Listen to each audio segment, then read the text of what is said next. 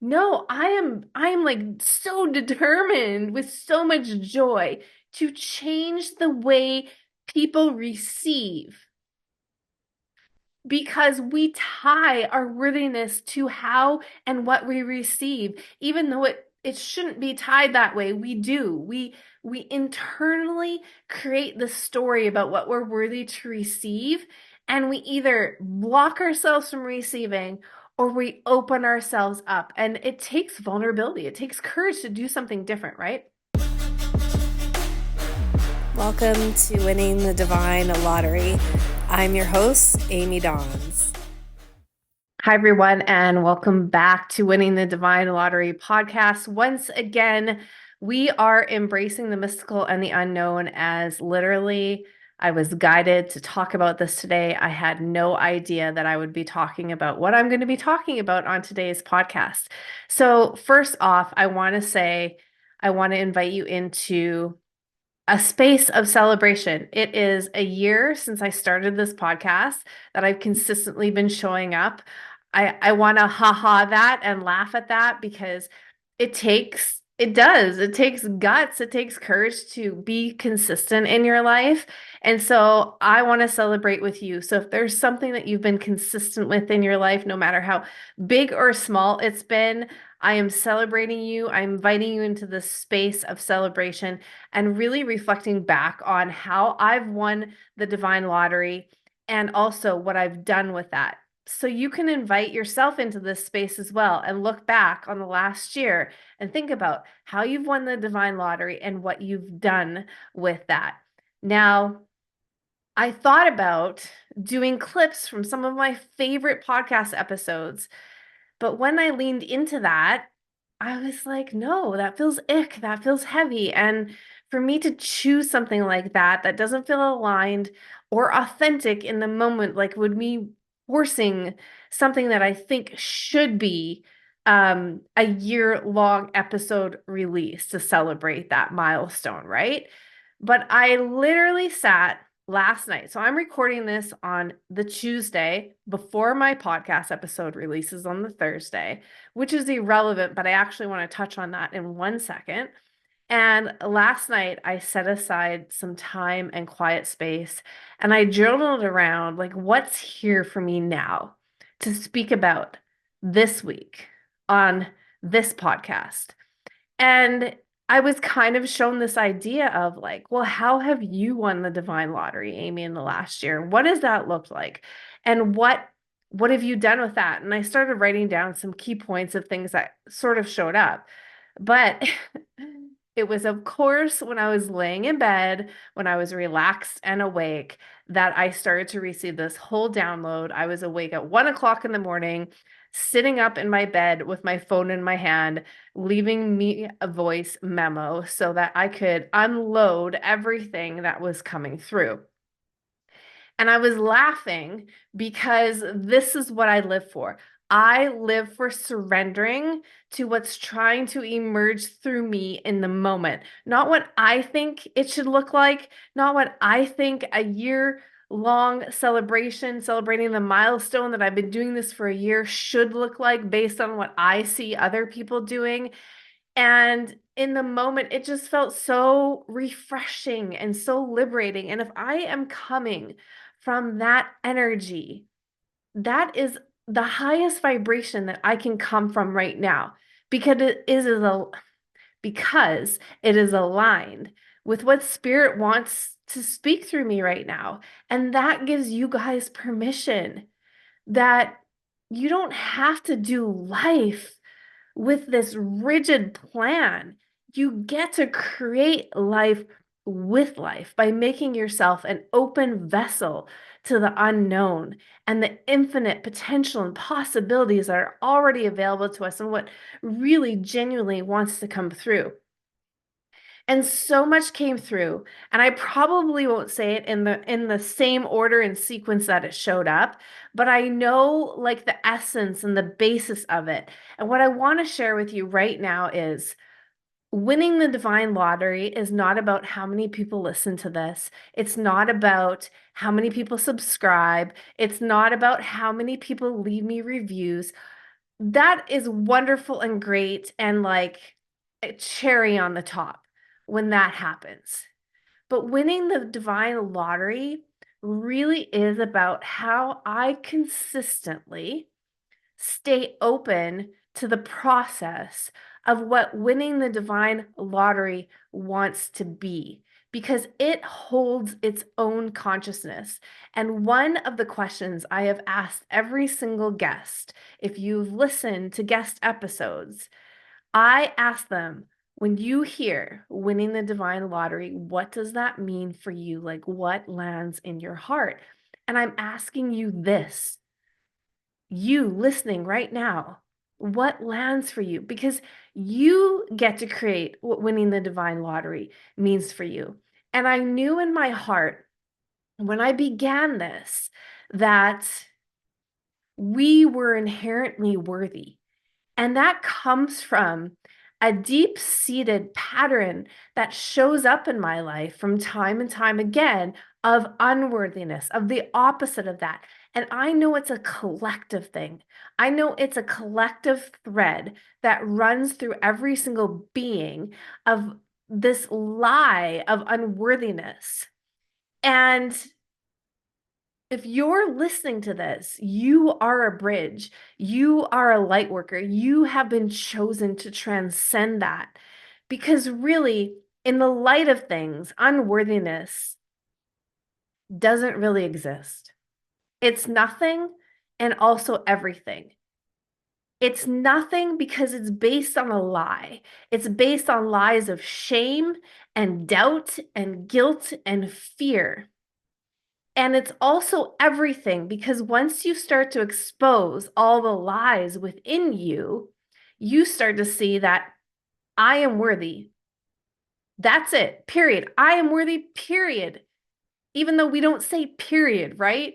We see the dot at the end of the sentence, and that makes it complete. I am worthy. You are worthy. We don't need to even go dot, dot, dot. I am worthy because I'm here. I'm worthy because I exist. And I have said that for reference sake to open up people's minds and perspective. But truthfully, I am worthy. You are worthy. It's complete. That's it. We don't need to justify it. We don't need to prove it. We don't need to do anything. It's inherent in us because we are it. We are worth it because we are it. We are worth. We are worthy. We are worthiness. And I will, for as long as I'm being called to, speak to this in the way that Spirit wants to speak through me to remind you and me, because I need reminding too. I forget. That pattern shows up often, especially when I put myself out there, especially when I allow my light to shine. It shows up. And so we have to be the space for all aspects of us and all those patterns that show up because the truth of us, the worthiness, I mean, unworthiness can't exist in worthiness. It melts, it dissolves, it transmutes, it transcends. Everything transcends in the truth of what we are. And so winning the divine lottery for me in this last year, what I was reflecting on, how have I won the divine lottery? And there's a few things that came into my awareness. There's two really, really poignant happenings, events, experiences that really blew my world, the way I saw it, wide open. It opened my heart beyond where it was before. And that was the transition of my dog Jersey and the transition of my dad. Now, what have I done with that? Well, I wrote a book about my dog Jersey. It's in this book, God's Dog: How to See the Gifts of Life in All Experiences. If you haven't got your copy, this is your sign to go get your copy. It's infused with a little bit of my dad in there too, because I did the forward to him. What I have done with my dad's experience is in who I'm being and who I'm becoming. Because through his transition, I was literally leading these ladies through a course about becoming the leading lady of your life. And I feel like that was the launching pad. Like who I was with my dad through those last final days was exactly who God designed me to be. What do I mean by that? I was so fully present. I didn't suppress any of my feelings. I welcomed every moment, every sensation, every non-verbal cue that I connected with my dad because he couldn't speak. I was open and available, and I didn't resist the process. In the beginning, I did, but I allowed myself to lean into that, and it broke me wide open. And I got to see how God sees me. I got to literally embody the divinity within me through that experience. It was the most surreal, beautiful, heart-wrenching, heart-opening, just magnificent experience. And since then, what I have been doing with that experience that I got to receive is continuing to show up for the little Amy who grieves her dad and who craved her dad's love the most when he was here. I get to show up and forgive myself for the anger that shows up from time to time, for feeling sometimes like I've been abandoned by all the men in my life. I get to be a space for that. I get to show up with compassion and grace and resilience. I get to meet myself on my edge time and time again and bring myself back into the present moment that I have learned is so generous. There's so many miracles and blessings if we can meet ourselves in the present moment, no matter how uncomfortable it is, without judgment and an open heart and a sense of curiosity and being a loving space for whatever's coming up. That takes courage. I get to be more courageous. I get to step into other layers of courage that I didn't know existed within me. I get to allow myself to cry. I get to allow myself to express. I get to allow myself to be vulnerable again. I get to get better at feeling my feelings. I get to go for walks and have the dialogue and that inner chatter try to keep me in the familiar past of you're not good enough, you have no purpose, you have no value. Look at where you are in your life, the whole comparison trap, and put my hand on my heart and say to myself, there is something within me that is at peace and undisturbed and loves me so much right now in this very moment. And I get to bring myself back to that. This is the human dance. This is the human journey. So, this is the gift that keeps on giving. That's what I've been doing with those two experiences. The other thing that really came through with me, and I encourage you, it's not even the end of the year, but when we celebrate a year milestone of something, a birthday, an anniversary, maybe you've been working out for a year, maybe you haven't drank for a year, maybe you quit smoking and it's been a year, maybe you gave up sugar, whatever it is that you have chosen to do to serve your soul. This is worthy to be brought into the light of you celebrating you. And I'm celebrating you right now in this moment by talking about winning the divine lottery because it's not mine. It doesn't belong to me. It belongs to all of us. It's inherent. Winning the divine lottery is life. It's life, and we all have it. We all have the same 24 hours in a day.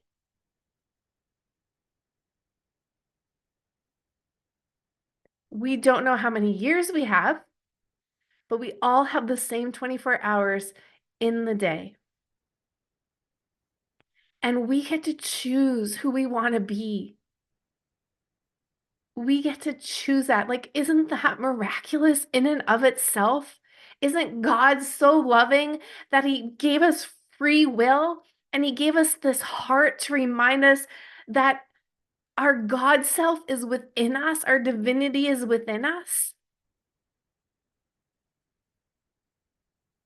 One of the other things that I got to experience is giving from a place of spontaneity, inspiration, enthusiasm, a joy and love for life, and overflow, this deep reverence and appreciation and fun. And I'm going to share a few of these stories with you because it will inspire you. I've seen it.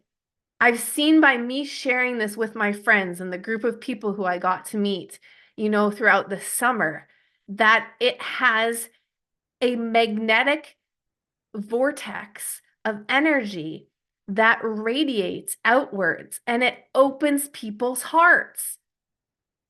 So when we were inspired, we move from our hearts. We're moving from the divinity within us. And so I was with my friend. It was at the beginning when the weather was starting to get nice out. I don't know if it was the beginning of summer. I don't even know. um, it was before summer really began.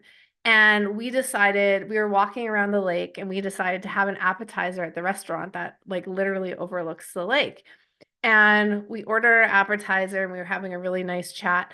And when we were done, the waitress came over and I don't know why. I just said, pick your tip. You pick it.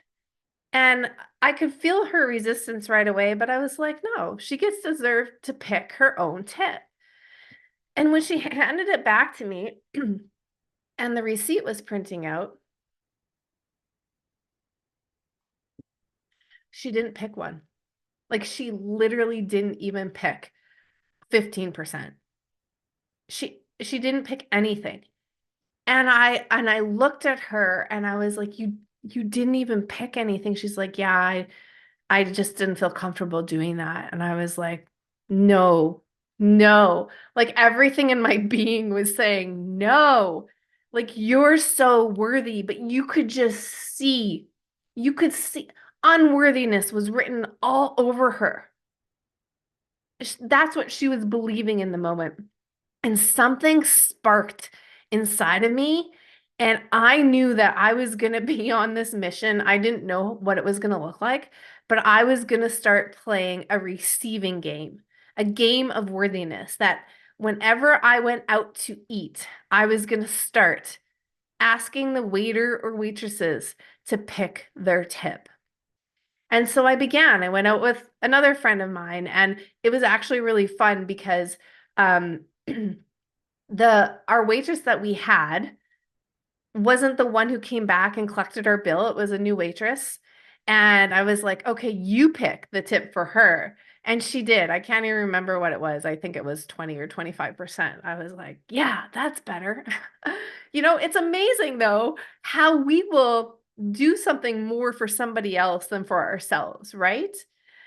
And so this became a thing. And I was so every time I did that, there was like so much joy that came from me being like, no, I am like so determined with so much joy to change the way people receive because we tie our worthiness to how and what we receive, even though it shouldn't be tied that way. We do. We internally create the story about what we're worthy to receive, and we either block ourselves from receiving or we open ourselves up. And it takes vulnerability, it takes courage to do something different, right? So this summer, I was on two different retreats, and one of the retreats, um, it was fun. Like my friend and I, who he knows I do this, we started talking with another friend about this, and we were out for lunch one time, and it wasn't even like a fancy restaurant. It was an okay restaurant. And our waitress, you could see right now, she was just closed off. Her heart wasn't open. Um, she wasn't super friendly. And he was actually, I was paying for my meal and he was trying to get me to do my thing. And for whatever reason, I wasn't in that frame of mind. I didn't even think about it. So he went and did it. And he asked her to pick her tip, or he tipped more. I can't remember exactly how it was. And then that inspired the other guy that was with us to tip her $100. Okay. We weren't even around for her to see her reaction to her tip, but we could all feel it. We got back in the car and we had this huge conversation. I was like, you just don't know what that is going to do for a person. You don't know. You don't know if that's a story they're going to tell so many people. You don't know if that's going to open themselves up to receiving more. You don't know if they have a big cry later on because no one's ever done. Like you just don't know, right? And so on the way home from that retreat, we were with a larger group of people. And I had shared the story of, what I started doing and what other people had started doing when we go out to eat. And there was a big group of us, and I was like, we're going to do it. And this was my first experience with a male waiter, and I was so excited. And he was so sweet, you guys. Like, my meal came last, and it was just his demeanor. He was just so caring and wanted to make sure I was okay, that my meal came last and how was it? And he was just a sweetheart. And I told everybody that I was going to do this. And now this was in the States. And I don't know if you know, well, if you're in the States, you know this. Um, they take your credit card and then they come back with your bill. And I was like, well, that's not going to work here. I want to like physically go with this guy so that I can see his reaction when all this takes place. So I actually said, is there any way we can just come to the machine with you? And he said yes. So we went to the back, a few of us from the table, and I was like, can I please go first? And I looked at him and I said, well, what would you like for a tip? And he's like, oh no, don't do that for me. You could see him getting really uncomfortable right away. And I was like, no, really, like what what do you want for a tip? And he's like, well, if I do a really good job, 20%, and if I do a really, really good job, 25%. And I said, hmm. I said, well, what's a tip that you've always wanted to receive? And he's like, 100%. I was like, cool. So he put my credit card through and I signed the paper and he saw me do it and I put $100. And he looked at it and I said, oh, I thought you said $100, not 100%. And immediately you could see his physiology change. He started to sweat. He got so like flustered and blushed in the face. And it was so cool. And anyways, everybody did their own thing. Not everybody tipped $100. Some people tipped 100%. Another person tipped $100. But by the time a couple of us were done, he's like, I'm gonna have to go home and have a shower because he was just his nervous system was like, what is happening? Like I've never received like this before. And it was such a cool experience. So then we go back to the table and there's other people that still need to pay and he comes and helps them out. And anyways, I asked him, I said, could we get a picture with you? Because this has just been such a great experience. And so we did. We got a picture with him. And then I think the last lady to pay was with him at the back. And she came back and she said, I have to tell you guys, I gave him a tip and I said, all I want you to do is pay it forward when you can to somebody. Like pay it forward when you can, but only when you can. Like don't feel pressured, right? And he's like, I absolutely will. And you have no idea how this money is going to help me right now. So I feel like that story, we made a movie or we made a movie scene, right?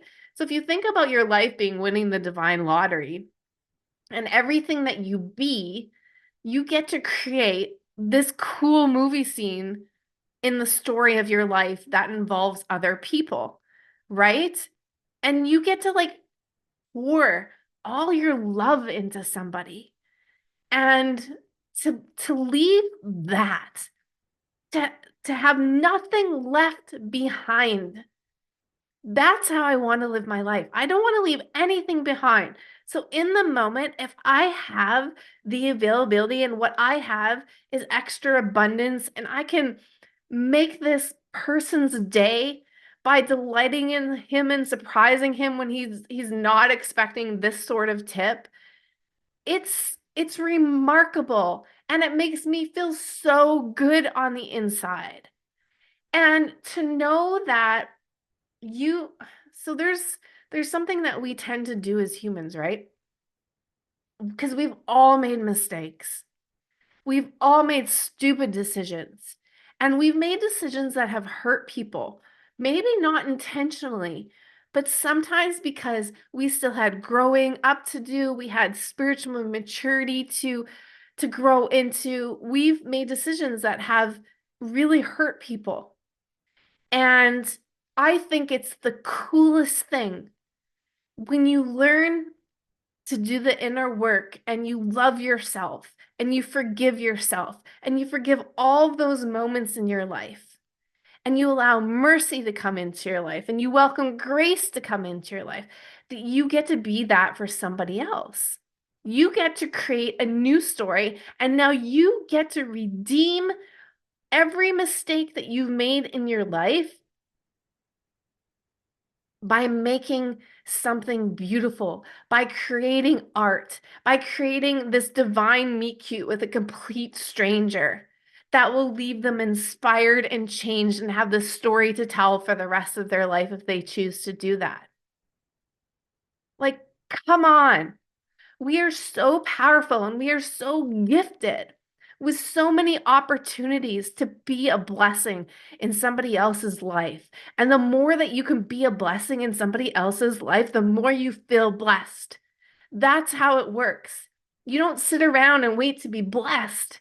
You start being a blessing with whatever you have. It doesn't have to be money. It can be your time. It can be your energy. It can be I'll share this other story. This just happened yesterday. I went to buy like the best donuts because my friend was coming over and my son loves them too.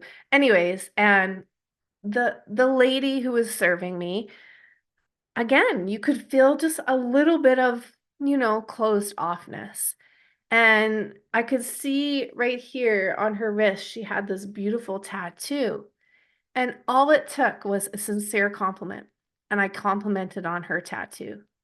And that opened up the conversation. And guess what? Whatever was there dropped. And she opened her heart and she smiled and she had a conversation with me. And in fact, I went to the bathroom, came back, got the donuts and my coffee, and went to put some cream in my coffee. And she made a joke with me. She's like, "Don't eat all those donuts in one sitting." My point is, it's whatever you have, and you have everything that you need to be a blessing in somebody else's life. You just do. And you know what? Normally, when people aren't friendly or they're in a bad mood, it's it's only because there is something on inside of them where they're protecting themselves. We all do it. And we don't need to know why, and we don't need to judge them, and we don't need to know their story. But all it takes is something sincere, a sincere smile, a sincere thank you. And if you notice something about them that you genuinely, sincerely love, say it. Say it. Say it. Use your voice. This is how you be a blessing in other people's life. You don't even realize it. And you don't do it to be blessed. You do it because you know what it feels like to have somebody be the opposite of what most people are. To have somebody be friendly, to have somebody compliment you when you're just closed off, to have somebody be the anchor for you to give yourself permission to receive. I have so many other stories around this game that I play about receiving. And in fact, let me talk about this is because it's a year celebration. I was thinking, oh, I should do a giveaway. Oh, I should do this. Oh, I should do that. And you know what dropped in? One of my favorite things to do is to go out to eat and play these games, play these other winning the divine lottery games. Literally, it's so much fun and it's contagious and it's blissful and you just create your own organic bliss molecules by doing this. And so my giveaway right now is to win a free supper with me. So of course, either you have to be local to Regina, Saskatchewan, Canada, or you have to be willing to drive here or fly here. But I'm telling you, it's going to be so worth it because you're worth it. And because everybody that we come into conscious contact with is worth it. So that's how I've won the divine lottery. I've also won the divine lottery from those small moments, of moving through transitions of being a mother to a teenager and finding new ways to connect and being soft and gentle with myself as I let go of the attachment to the way I used to connect with my son because I know this is a phase. Again, this is a metamorphosis in a sense.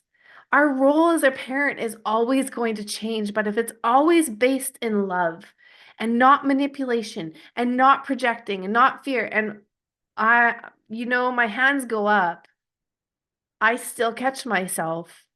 The fear comes up, the projection comes up, but I am aware enough to be aware of that, and I will do whatever it takes in the moment to course correct and to show compassion and love and kindness towards myself, and then to speak openly and honestly with my kid. So,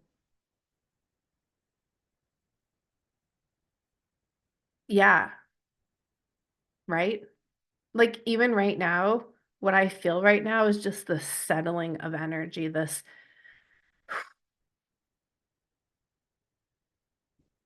beautiful, this beautiful invitation, you guys, into what is winning the divine lottery for you. How do you win? How do you win at life? For me, it's about being grateful. Appreciation, acknowledgement is another huge one.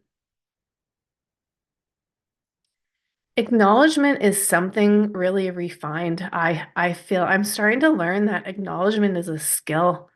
It's a skill that we consciously choose and we refine and define as we go because you don't need to acknowledge anybody and nobody requires your validation.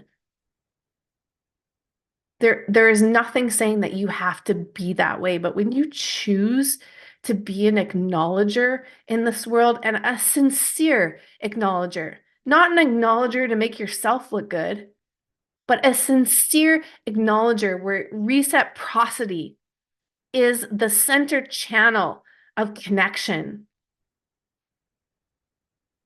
That that is gold.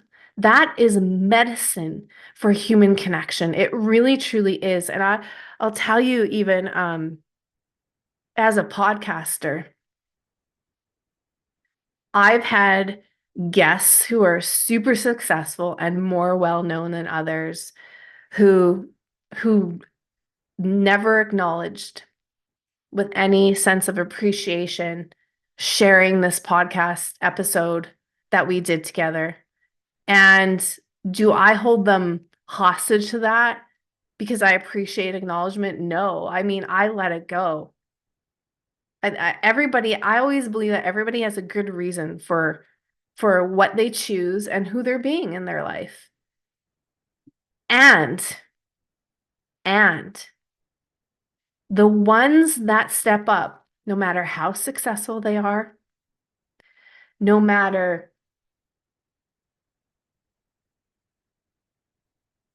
how well known they are, no matter how much money they make, the ones that choose to acknowledge there is something very, very unique about those individuals because they understand, I do believe this is just what I've come to understand and sort of be revealed in my life is they understand that we are all walking each other home. And so they will take any moment that they can to acknowledge somebody else genuinely, sincerely, because for me, it means when we walk each other home, we've got each other's best interest in our hearts. We know the more of us that wake up and are heart-centered leaders, the more of us who really truly believe in one another and see each other's visions and hold them in the light. The more of us that do that, it's not about me. It's not about who's better and who's lesser. It's not about significance and insignificance. It's about raising the collective consciousness of love. And the more we can lift somebody else up sincerely, authentically, and with the most genuine energy, the vibration of this planet changes.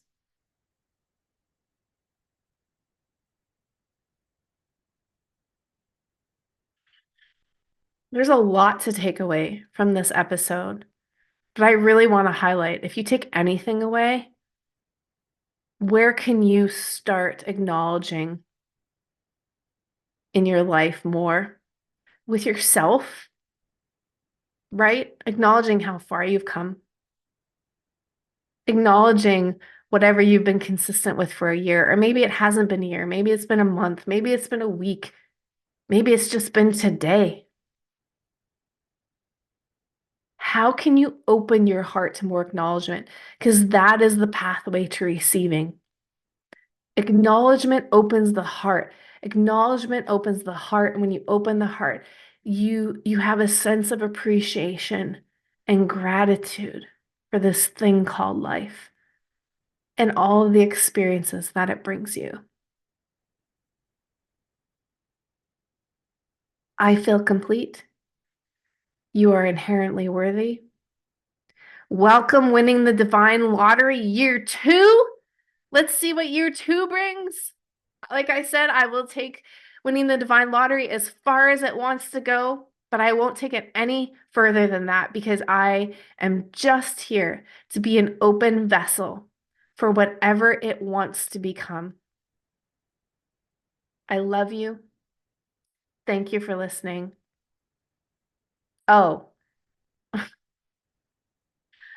um, this is totally Amy to do this, but I just had the memory. Oh, go right back to the beginning when you were going to reference time as not being a thing and how I'm recording this on a Tuesday and my episode's airing Thursday. So guess what? Not complete. We're putting a parentheses in here, okay? We're putting a little humorous moment and circling back right to the beginning because that's true fashion, of what Amy Dawes would do. So when I was up last night, it was like, who in the right mind records a podcast episode 2 days before it needs to be aired? Well, If I had to be in my right mind to do that, I wouldn't do it. What I'm in is my heart. What I'm in is the flow of energy. What I'm in is being open, right? To what is here for me, for you to share. And time doesn't really matter. It doesn't matter when you listen to this. The time that you listen to this, no matter what the date is, what the hour on your clock says, how you're dressed, or how old you are, it's it's the perfect time because it's coming into your life now. Now is the time. I love you.